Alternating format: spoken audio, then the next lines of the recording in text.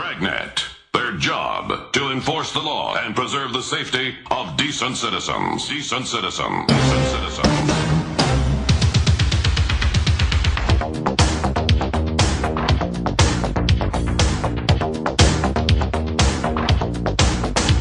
The story is true. The story is true. And in Phoenix, Arizona, prosecutors said Bishop Thomas O'Brien fought them for months over the release of church documents that they were seeking in their investigation of abusive priests. 2 weeks ago, O'Brien relented, signing an agreement in which he admitted keeping known pedophile priests in positions with access to children. In exchange, O'Brien was given immunity from prosecution. The dispute between Keating and Cardinal Mahoney was sparked by the Cardinal's refusal to provide the National Review Board with data on the number of priests accused of molesting children and the number of victims. Many Boston Catholics say that even with the ouster of Cardinal Bernard Law and its promise to be more accessible, the church remains as arrogant and secretive as ever. Despite pleas from sex abuse victims, Cardinal Bernard Law led Mass today at St. Peter's Basilica at the Vatican.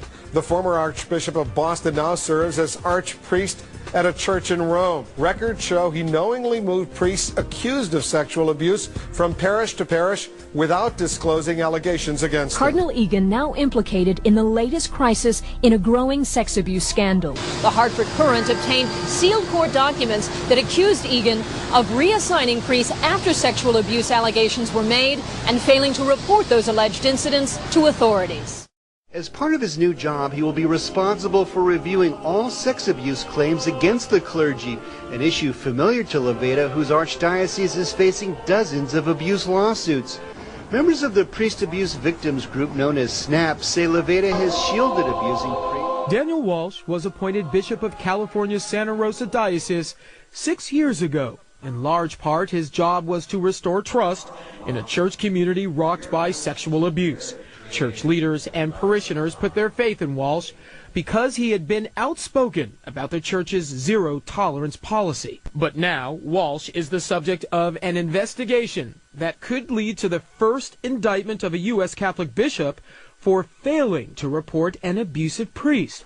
Walsh says that after the priest admitted molesting 3 boys, he did not notify authorities immediately. If he's not indicted on these clear facts and this predator got away, it's just going to perpetuate the system that created the massive child abuse that we have. Marcia was assigned to Sacred Heart Church in Lake Worth in the mid-60s. Foley was an altar boy there. Marcia says they took trips to New York and Washington. Priest admission is shocking, but consider this raw data. A survey commissioned by the U.S. Catholic Church found more than 10,000 allegations of sexual abuse involving more than 4,300 priests and deacons. 81% of the alleged victims were male, 19% were female. The study covered the years between 1950 and 2002.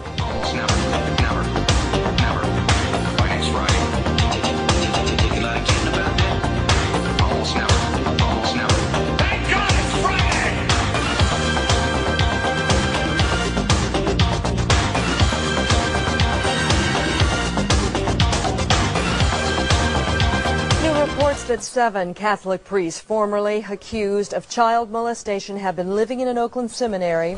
So many people. We talk about it as if it's a crisis that has come and gone, but it's part of the Catholic culture. It's part of the culture of the priesthood.